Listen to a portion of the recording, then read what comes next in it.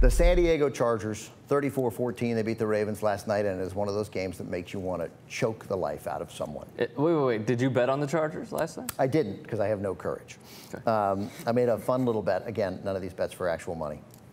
That Joe Flacco would complete more than 20 passes, and he did. So I won some money on that anyway. But the Chargers, again, this is what had happened. First of all, obviously, it's December. They're playing better. I don't understand that at all.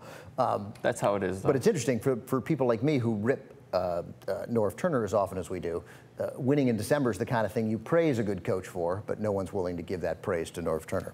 Nor do I think they should, but it's interesting that we're not buying into that line of thought. Anyway, they look so good. You obviously see this team manhandle the Ravens, who are, I think, sort of pretty much the consensus best team in the AFC. And Flacco had a bad day, too. Flacco had a terrible day, but he had a terrible day because he didn't know what they were doing. He kept not seeing linemen. The linebackers, seemed to me, were staying up, and Flacco couldn't get the ball over him and didn't see him.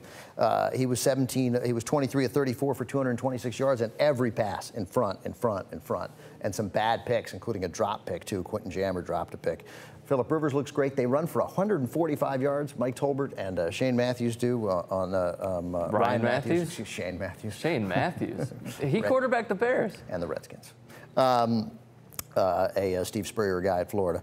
Ryan Matthews runs for 90 yards, and Tolbert runs for a bunch of yards. They end up with 145 yards on the Ravens defense. I thought very, very impressive. Antwan Barnes, we should probably, could certainly, if we hadn't given it to Kyle Orton, could have been the Turk of the Week. Definitely. 7 sacks for the San Diego Chargers. Barnes had 4. 7, and Barnes had 4 of them. Yeah. 7 sacks for the teams. Barnes had 4. Remarkable.